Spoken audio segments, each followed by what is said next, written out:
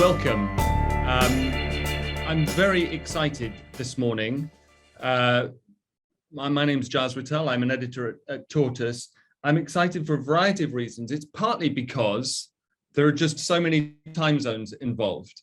Welcome to everyone who's joining in the UK, where it's 8:30, but we've got people dialing in from Jakarta, from Singapore, from Seoul, South Korea, from Tokyo, and I hope from Sydney. Welcome, everyone. You begin to get a sense of what it's like to organize a climate conference, even just organizing a call like this. Thank you all very much for joining us at what is a Tortoise ThinkIn, and I'll explain just very briefly in a second what that involves for those of you who've not been to one before. The main reason that I'm excited, though, is the subject, because we're only 10 days away from COP. And I think what we're addressing today is arguably the single most important question that will be addressed there. And it is, what's the future of coal? Or as we've put it in our rubric on our website, can Asia kick its coal habit? I gave the polite version of that first, because I want to prejudge nothing, and I want to be absolutely clear that everyone and all points of view are welcome. And indeed, I hope that we'll be joined possibly later in the hour by Retno Nartani, who is a standard bearer for women in mining in Indonesia, among many other things, but is also a senior director at a mining company in Borneo. And she's flying into Jakarta as we speak, and I hope we'll be able to dial in as soon as they allow her to. And I'm really keen to get her point of view as well. She sent me some good notes, so if by any chance she can't dial in, I will sort of pass them on. But the context of this conversation is a global effort, of course, to cut carbon emissions, and that effort seems to be failing in some places spectacularly. We got a hint as to where and not necessarily why in some of the slides that we've just seen. Let's remember that coal was supposed to be the easy win for the UK government as hosts of the COP conference that is coming up. The COP minister, Alok Sharma, as my colleague Barney has explained in a piece on coal that you can see on our website, and we'll direct you to, asked recently that COP consign coal to history, and it's not going well. That aim appears now naive, not to mention hypocritical. Hypocritical because the UK government is dealing with an application to open a new mine now in Northern England, which it hasn't declined. Hypocritical because, of course, the rich North and Europe in particular got rich on coal in the 19th and 20th centuries. And the question why on earth the rest of the world shouldn't be entitled to do the same thing in the 21st has been a big question at previous COPs and will be coming up in Glasgow. But in the meantime, emissions from all fossil fuels are rising, and from coal in particular, because of rising populations and rising aggregate demand, and rising demand in particular for coal. And we want to know why. And clearly part of the answer is that many of the world's fastest growing economies in Southeast Asia are heavily dependent on coal.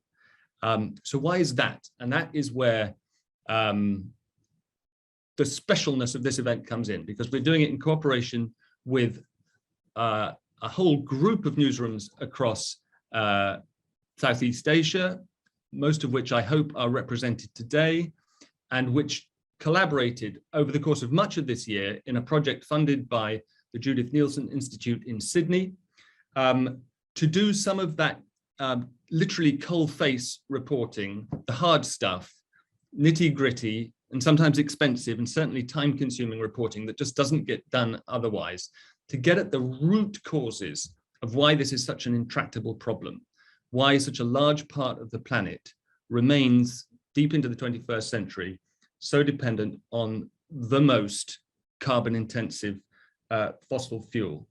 And the Judith Neilson Institute's collection of stories which have been reported by Tempo in Indonesia, Newsstapper in South Korea, Tanza in Tokyo, the Australian Financial Review out of Singapore, among others, are all available to view on their website. They're also available to view on ours via a piece that we've just put up. And I think over the course of the hour, you can see some of the links going up in the chat.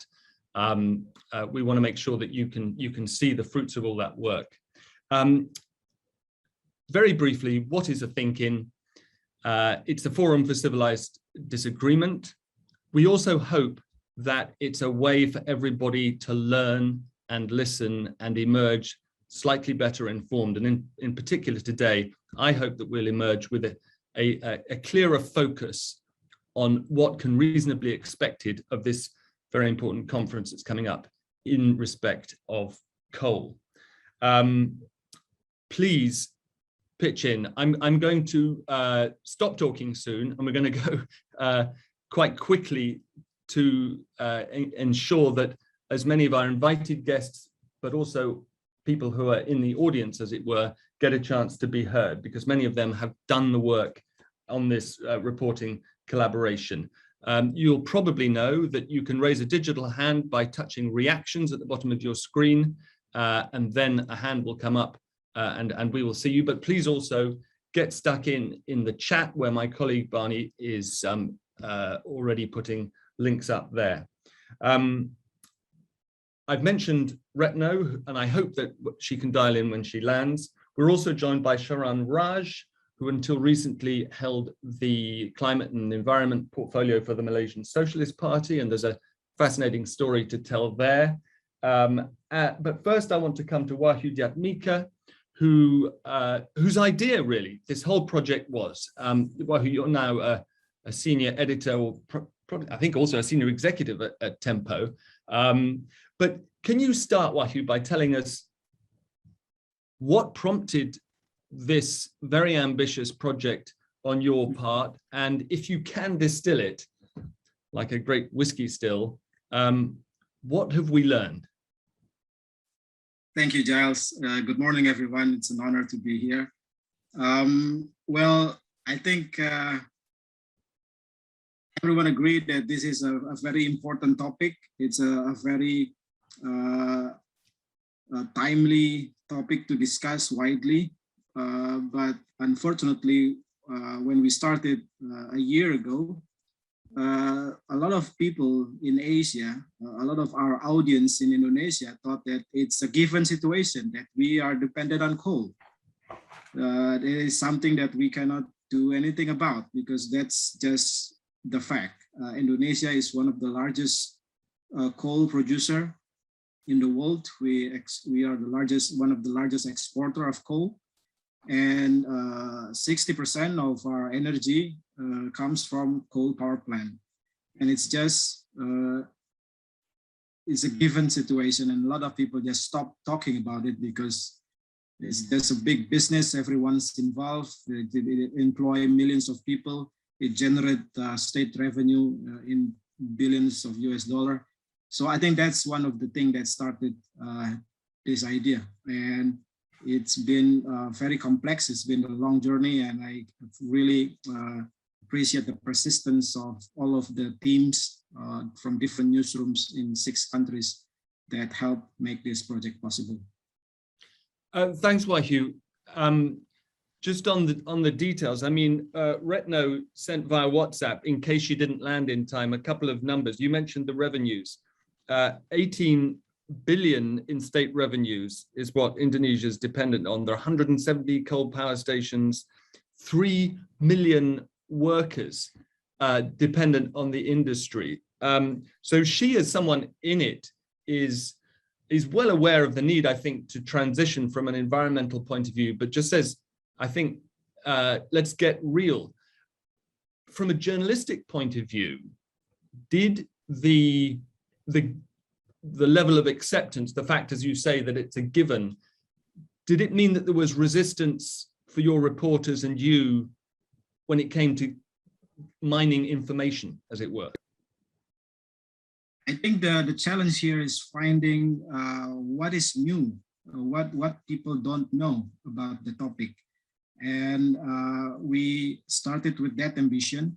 We want to uncover the network of people and businessmen, the relation between businessmen and the political elite behind this lucrative industry.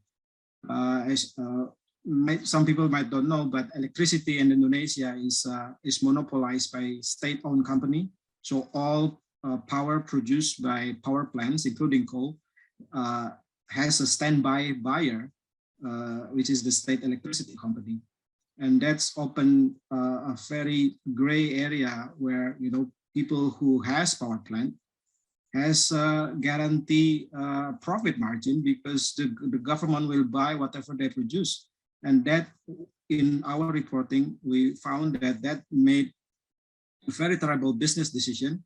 The state-owned electricity company is in a difficult position financially. They're in deficits, obviously in pandemic time. But of course, long before that, the planning, they keep building coal power plant because it's cheaper.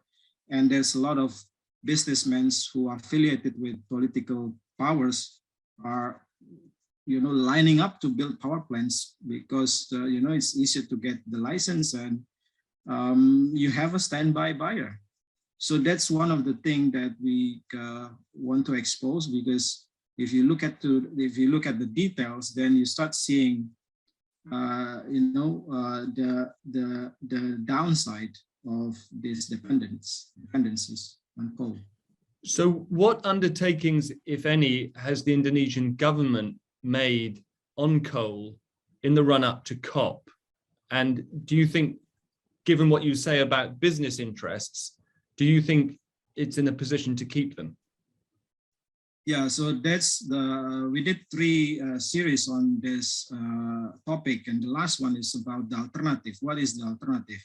And we know that Indonesia has one of the largest geothermal potential in the world. We have volcanic ring of fire mountains in our islands.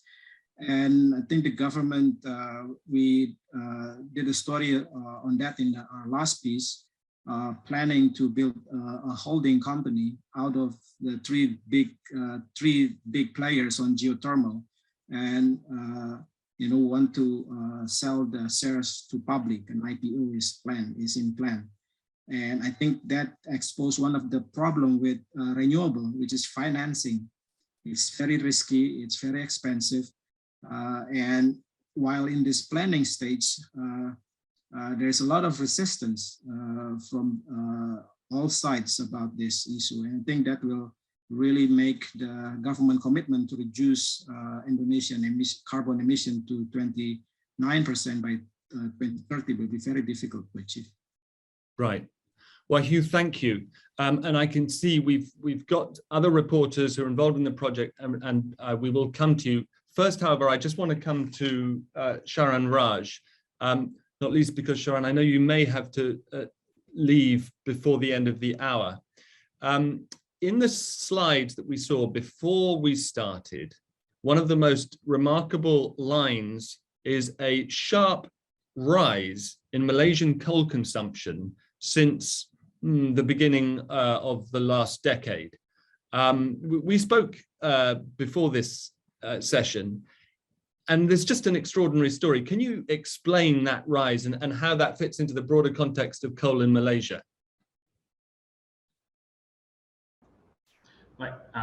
Thank you, Giles. Now, when you look at Malaysia historically, before 2009, before the 2008 recession, Malaysia predominantly derived its electricity from natural gas, particularly domestic natural gas. However, we were highly subsidized. So the state oil corporation known as Petronas, they don't really drill oil, they actually drill natural gas. Unknown to many, Malaysia is actually a natural gas producer, not a black oil producer. And the Petronas has to sell the natural gas at an underprice to the state-owned enterprise Tenaga Nasional, which is the National Energy Corporations. And it was sold below the market price to keep tariff in check. In 2009, then the new Prime Minister Najib Razak took a different turn in the energy policy. They decided, I mean, he actually decided that he will export the natural gas at a higher price to the global market and import cheap coal from our neighbor Indonesia. Okay, so this was done in 2009, way before the peak coal. So within less than 1 decade, between 2009 to 2019, we actually built tens of thousands of coal power plants, and it became one of the biggest coal consumer in Southeast Asia, second only to Indonesia, if I'm not mistaken, right? And we imported so much of coal from Indonesia, but this calculation became a miscalculation in terms of tariff after 2013, when you hit what is known as the peak coal. So the global coal price skyrocketed because coal consumption was dropping, coal mines investment was dropping, and tariff was soaring, and we lost that advantage. So this calculation was done on a very simple thing. Let's export natural gas at a higher price, buy coal from our neighbor Indonesia at a lower price, and pocket the surplus in energy. And we actually, Malaysia built so many power plants at a enormous speed. Some of our power plants were completed in record time, actually. Some were less than 3 years. A lot of them were built, but there was a lot of a cost overrun to it also. And this was exactly the reason how Malaysia became, earlier there was a chart shown how Malaysia became one of the biggest coal consumption in terms of any exajoules. That is how it became. It was just based on a decision. Let's sell our natural gas to overseas and import cheap coal. That's what happened. And moving forward from there is that we have inherited a lot of air pollution. Most of these coal power plants was actually built closer, and they were dotted around the state of Selangor, which is also where Kuala Lumpur is, where the majority of population, 1/3 of Malaysians, that's nearly about 10 million people, live within state of Selangor or north of Negeri Sembilan. Quite a slightly 2 or 3 times bigger than Singapore. So the whole population is packed there. And most of these power plants are built around that state, whether you talk about in the southern of Selangor or you talk about in the north of Selangor, somewhere close to Perak. And all of this has an impact on our environmental pollutions in our urban areas, for that matters. And we have been one of the reasons why Indonesia was forced to expand its coal mine, particularly in the provinces in Kalimantan, because we went in a huge long-term contract with the state mining corporations in Indonesia. So Indonesia had agreed to actually expand their mines just to meet our demand. And that is Malaysia's dirty contribution. In fact, when the whole world is actually moving out, we were one of the very few that expanded in just less than 1 decade. That is not something I'm proud of, but that is the truth. Over to you, Judith. I think it's an extraordinary story, that a story of unintended consequences and of indexes going in the wrong direction from a planetary point of view. I'm delighted to see, Retno, that you've managed to get off your plane and join us. Thank you so much. Thank you also for sending some of the data points over via WhatsApp, which I've already shared with the people on the call. But coming into this as a representative of the coal industry that we've been discussing, what do you think that the sort of environmental community and the climate community heading to the COP conference in Glasgow is being realistic about coal, or does it need a reality check? Yes, thank you, Gils. Actually, hang on. Actually, sorry, I'm at the airport, so maybe too noisy. And yes, the community, I think, also very aware of that coal has a significant impact either in the economic, in the employment, in the macroeconomic or microeconomic, and all the I would say like well-being of the people. For instance, when coal is withdrawn from, when China banned the coal from Australia, for instance, then the supply to China is not as much as before. So Indonesia take that opportunity to do that. But unfortunately, to get up or to expand the mine coal, the coal mining production is not cannot be done fastly. So that is also makes the shortfall in the supply of the world coal supply. And is it broadly true that that shortfall means there's right now an acute difference between supply and demand, so prices shoot up? And is coal like oil in that respect, in that as prices go up, people in your position, you're earning more per ton, and therefore it's worth opening new mines? Actually, not so much like that. I would say in Indonesia, this is particularly in Indonesia, not so many people open up the coal mines because the existing coal mines derive from the exploration long time ago, and there are no further explorations for the last, I would say, like 20 years from now. The last 20 years. So to find out more new resources or reserve, it's not easy. So the one that now being produced is the coal that derived from the exploration like 20 years. In the maybe 1950 until 1970. So there is not so much significant exploration of coal. So we didn't find many new reserve for that. That's why also if, for instance, the coal is depleting, for instance, then it will be not finding many new resource. And also the financial body now have reluctancy to finance the company for doing the exploration because the risk is too high. Thank you very much. I was just looking at the chat in which my colleague Phoebe is asking about the Indonesian president being found guilty of negligence in terms of air pollution. Retno, I want to move on to some of the reporters who've worked on this project, but if you can, do please stay there, and I'll come back to you because I want to, before we wrap up, hear more about what can be realistically expected of COP. But can we move to Kim Ji-yoon from Seoul? Kim, Ji-yoon, if you're there.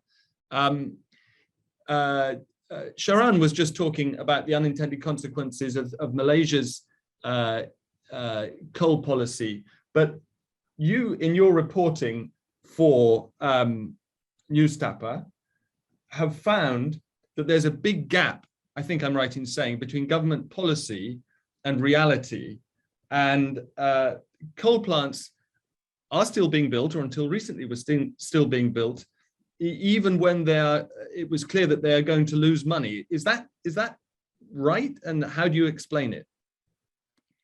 That is true. There are a number of new coal-fired plants currently being built.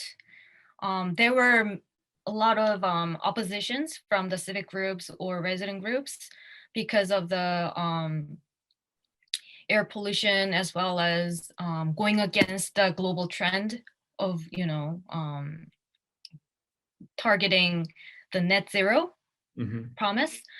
But Korean government is still internally has this very firm belief that coal is the cheapest and most realistic choice for South Korea, because that has some historical extent to explain. But when incumbent Korean President Moon Jae-in came into the office, he vowed that South Korea will be reduce the portion of electricity powered by nuclear power plants, because currently it's so big. But while pushing that policy in the earlier years, coal was the only realistic choice. So he was kind of just hanging there of keeping coal power plants. So that's why despite of all the oppositions from the civic groups and like academia, like he had to keep the coal plants. And then there are many reasonable reasons. You know, the coal supply usually is made by a long-term contract from countries like Australia and Indonesia. So it has been, the Korean government has bought those coal at a very cheap price. So it cannot just dump off all the coals and just shut down all the like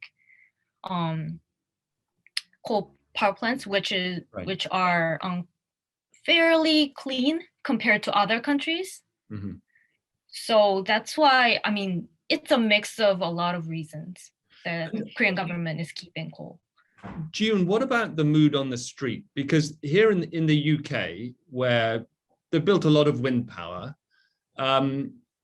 London is regularly shut down, but regularly is a slight exaggeration, is shut down by protesters opposed to coal power and all fossil fuel use. And there is, I think it's fair to say, a general broad-based support for decarbonisation, not just among those who glue themselves to trains and block roads and this kind of thing, but in the population at large. What about South Korea? Is there a broad-based environmental movement that wishes South Korea would decarbonize, or is it not a big public issue yet? It really differs from region to region, but in those regions where a lot of coal plants are actually located, they are those residents have went through so many like illnesses and actual pollutions. So that's why those resident groups have maintained very strong like stance against coal. Like that's been a long time, but people in the city, they don't really care about coal power plants. They don't even care about like where the energy comes from. Like most people in Korea think many things like from economic point of view. Yeah. So that's why just people in the city, they don't really care where the energy comes from. That's really interesting. But a new trend in Korea is that younger, like teenagers, younger generations, they started care about environment very much these days. So they started caring about this issue.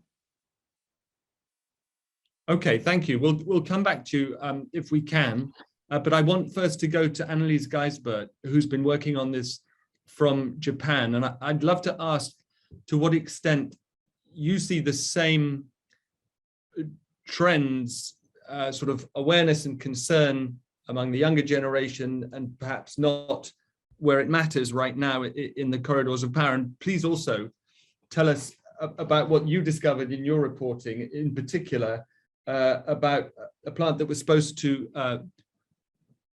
reduce carbon but did the reverse. Yes, when June was speaking, I was just thinking how similar it is to the Japanese situation, because Japan also, after the Fukushima accident, they started building many more coal-fired power plants. So a similar trend happened here. In terms of general support for, I guess, environmental movements, there's not so much general support. I think maybe similar to Korea, there's sort of low awareness, but growing awareness among young people. But I wouldn't say it's really broad-based. But on the other hand, I guess one thing that I focused on in my reporting was climate litigation. And so maybe it hasn't taken off quite as much as, say, in Europe or the US, but there are a couple of groups of citizens that have challenged coal-fired power plants in court, including the one I focused on in the city of Yokosuka, which is just on part of Tokyo Bay. And so, as you mentioned, the thing with this power plant is that the utility, when it proposed the plant, and this plant is currently under construction and is scheduled to come fully online in 2024. When the utility proposed the plant, they say we are contributing to lowering emissions because we're replacing an old thermal power plant, but it's old and inefficient. So by building a new quote unquote efficient thermal power plant, emissions will decrease. But the truth is that the old power plant was not even running. It had shut down the year before the Fukushima accident. Then after Fukushima, when Japan took its nuclear fleet offline, this old power plant was brought back online for another, I believe it was 2 or so years. And then once Japan got its energy mix settled down again, then the old plant was brought offline again in 2014. So by the time the new plant was proposed, the old plant had been totally offline, emitting nothing for about 2 years. And in fact, the group of lawyers who's working on this, the lawsuit that's trying to stop the plant, they calculated the emissions from the previous plant, and they found that actually it had only emitted a similar level of CO2 to the new proposed plant in the early 1970s. So from the time of the old plant emitting a similar level of emissions to when the new plant comes online, about 50 years will have passed. So that's the sort of, I guess, greenwash that sometimes happens in Japan to enable utilities and Japanese government to keep using coal even when public opinion, and certainly international public opinion, continues to become stronger and stronger against coal. It's an amazing story. Thank you. And let me just be clear. You talk about public opinion. What's the main driver of of climate, of litigation of the kind that you reported on? Is it local opposition because of the kind of air pollution that Jiyun was talking about, or is it climate litigation? The case I focused on in particular is climate litigation. In the past, there were 2 other coal plants that have been challenged in court in the past in Japan, and those focused partly on climate and then partly on pollution. And the result was that it was sort of like half measures either way. And the cases did not succeed in court, though I think one is currently being appealed. But then this third case in Yokosuka, it focuses more than the previous 2 on climate specifically.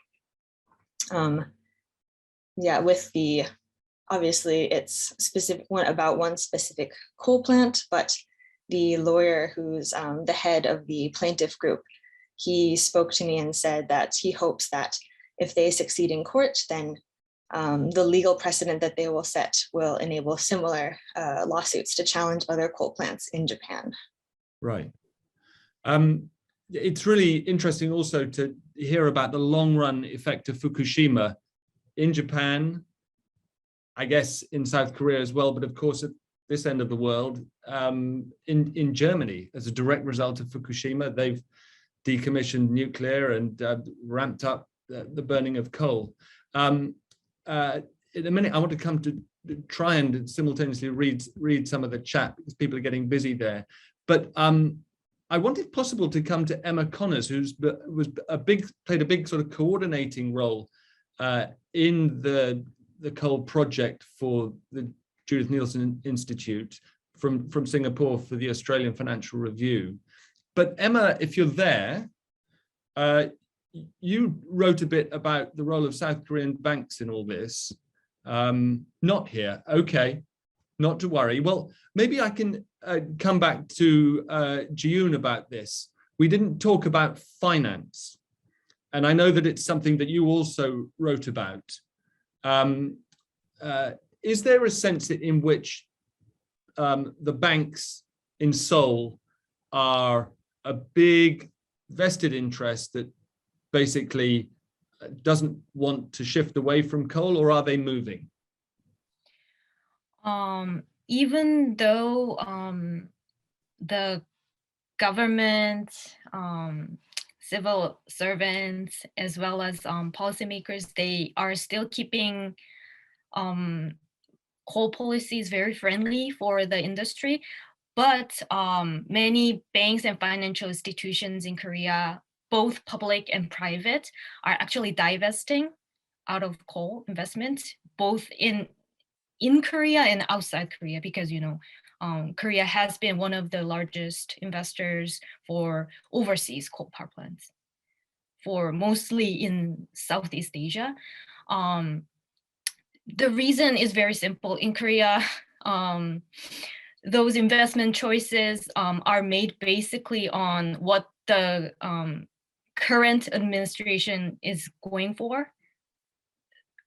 In this case, that's like President Moon Jae-in's policy campaigns, calling for net zero, like carbon reductions.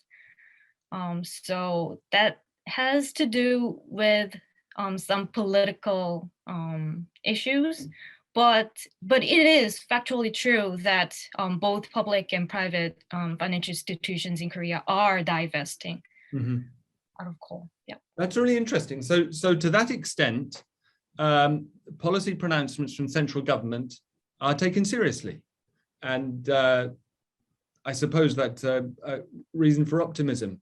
I'd like to come back to Wahyu, if possible, for your sort of big picture view, because before she had to leave the call to get on a train, my colleague Liz Mosley asked a very important question. Of course, China is in a sense the elephant in the room here, as the world's biggest coal consumer, one of the world's biggest coal producers, but also a massive coal importer from Australia and, if I'm right, Indonesia.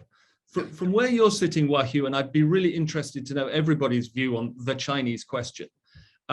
What Liz asks is, how significant do you think it is that Xi Jinping has decided not to go to COP? To you, does that indicate, is that a really important signal about China's willingness to move on this and get serious about an energy transition, or should we not read too much into it?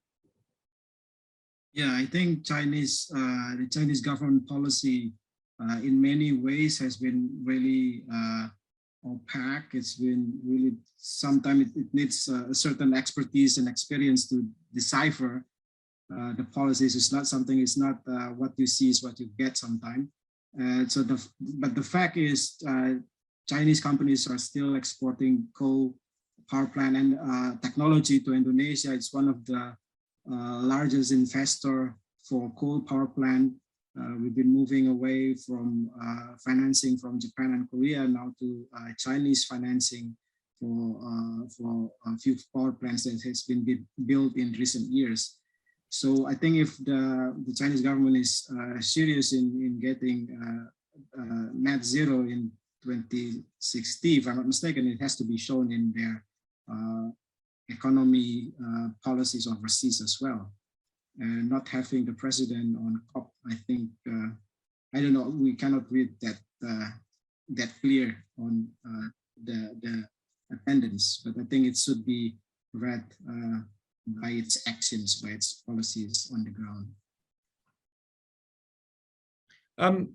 Is Darshini Kanda still on the call? Darsh, I saw you earlier on, and I'd love to know, hello. Yes, I'm here. Fantastic background as ever. So are you in Kuala Lumpur? Yes, I am. Thank you so much for joining us. And as a sort of award-winning investigative journalist and an activist, I'd love to know your broad take on whether stated objectives for COP on coal are realistic or just sort of singing in the wind? Well, speaking from Malaysia's perspective, it's what we found was that there are concrete movements towards decarbonization, but there's a lot of, to quote Greta Thunberg, a lot of blah, blah, blah. I'm afraid to say that there's a lot of countries which are hiding behind very cool trending words, green planning and net zero. But what we found is these are really great umbrella terms which hide a lot of exit plans. So for example, what we found in Malaysia is that, they've tied in their greenhouse emissions cuts to their GDP. They have said they use terms like installation and generation capacity instead of actual energy generation. So this really gives governments a lot of leeway to backtrack, a lot of leeway to, put in a lot of caveats in. So the concern with COP26 is it's just going to be more of the same, where a lot of big countries are going to come out and they're going to say, make big pledges, and it's all going to sound good. And they're going to preach to the choir because a government's going to come out and say, no, that's wrong, that's bad. But I don't know if there's just going to be enough push for them to actually come up with more transparent policies and say what they're actually going to mean, because a lot of this is tied into politics. A lot of this is tied into economic, financial concerns. And yeah, I don't know how concrete the pledges are going to be really, or it's just going to be really fantastic sounding words, really. Right. Speaking for governments that are reluctant to make the difficult decisions, there is something, isn't there, in the argument that it's up to the rich North, or the West as it used to be called, to finance an energy transition if it itself has developed on the back of coal and now expects Asia's fast-growing developing economies to do so without coal. Isn't that a fair argument?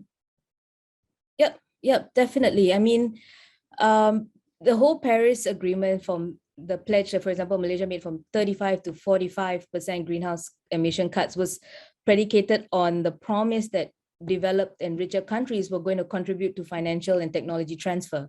And that has not been done. So you're looking at, in a way, to be fair to South, for example, Southeast Asian countries, a lot of these countries rely on cheap energy source such as coal, right, to ensure a stable energy source. These countries are still heavily reliant on industry. So we need sort of stable energy to keep things moving, to keep games going, to even help some of the suburban areas and poor people just cook food, for example. And now you come and countries are saying, oh, great, Malaysia go net zero, well and good, but where is this technology transfer? We know that our renewable energy, for example, is getting much cheaper. Technology has certainly caught up, and it is certainly looking like it's going to become a much more viable transition fuel than natural gas.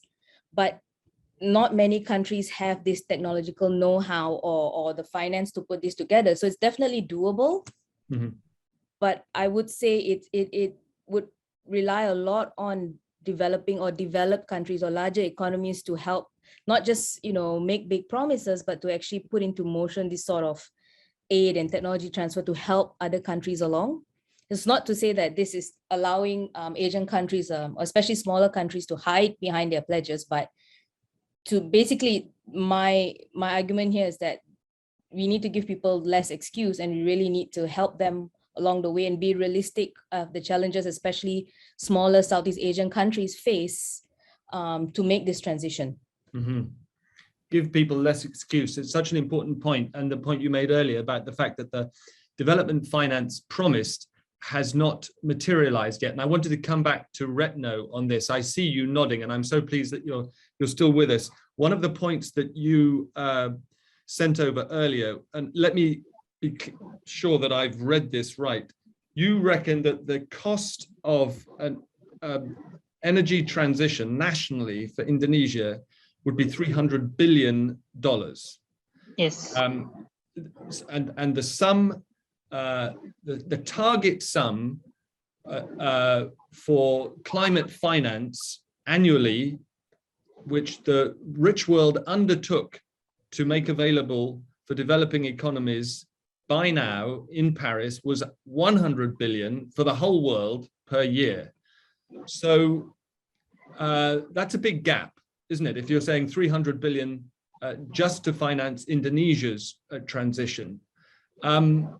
Let's presume that we're all on the same side, that we want ultimately to keep the planet habitable. How do you see, is there any possibility of that kind of finance being raised and targeted where it's needed in Indonesia? Okay, in Indonesia, there are like over 170 coal-fired power plant, which generates like 32 gigawatts, and that electrify the whole Indonesian from east to west. And if it is being shifted to the, for instance, renewable energy, for instance, like wind, water, sun, or whatsoever, that needs that much. Yes, because it's not only for the transition only, but also that what I read from the article, that also for financing all the facility and the infrastructure. For instance, if we are replacing one power plant, coal-fired power plant, using, for instance, the solar cell, that need a huge area. In Indonesia, it's not easy to get a piece of land. That's only one thing. And then after that, we also need a battery for preserving the power itself. The battery, for instance, for 100 megawatts, that needs also a land and also another arrangement of facility and infrastructure. So I would say if because Indonesia also is consists of several islands, let's say only the big island is are five, but for that kind of things that we need that much of the investment to shift from the coal-fired power plant into the renewable energy power plant, for instance, like that. So if you say, is it possible? Yes, it is possible. But again, it needs a proper exit plan. And with the, if I touch a bit about politics, in Indonesia, the election of the president is every 5 years. And for instance, the current president into the next president, I don't think that will be the same policy or the same idea for doing that. So that is the challenge for doing the exit plan for doing that. All right, let me take that thought and go back to Wahyu. We've got about 8 minutes left, and I want to give everybody a chance to come back and offer their thoughts on what success on coal at COP would look like, and also whether you anticipate from your own country's delegations, what we call in England, any rabbits out of the hat, any policy surprises offered by your leaders in Glasgow next month. But just to come back specifically, Wahyu, on Retno's point about political change in Indonesia, is the next presidential election key? I think Mbak Retno pointed out a very important facts that policy change is something that something that we need to anticipate in this long-term planning, presidential election especially. But we also have to be aware that that big businesses behind coal mines and power plants usually are also big donors for presidential candidates. Mhm. And we have seen a couple of legislation happens in Indonesian parliament that are being very friendly to coal industry, and some of that can be traced back to the close relationships between the businessmen and the political powers in the parliament and in governments. So I think as a big business, they will obviously lobby to make sure that their interest is in place. And as far as I know, there's no drastic change so far on that on Indonesian policies towards coal.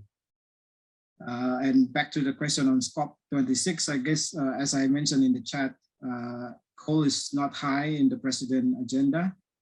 His main agenda is getting more support for deforestation.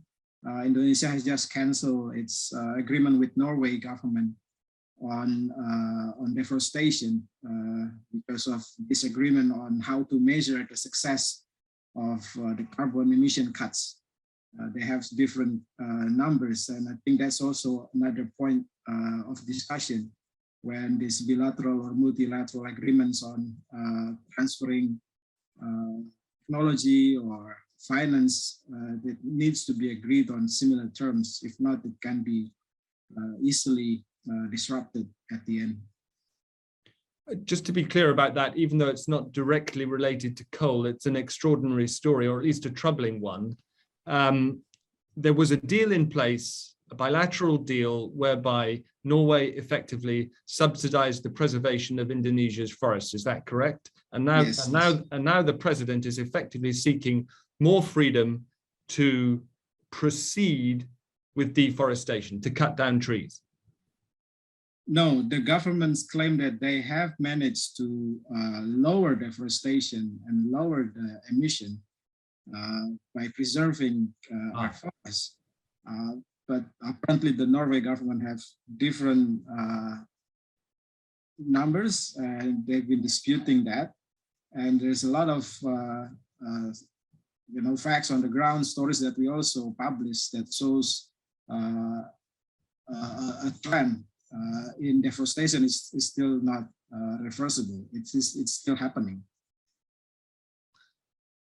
The deforestation is still happening. Yeah. Right. Well, one of the things that we hope for from ThinkIn is story ideas, and even though we're much further away from it than you, I think that's one we should pursue. It's fascinating. Can I come to Annelies and Jiyun before we close?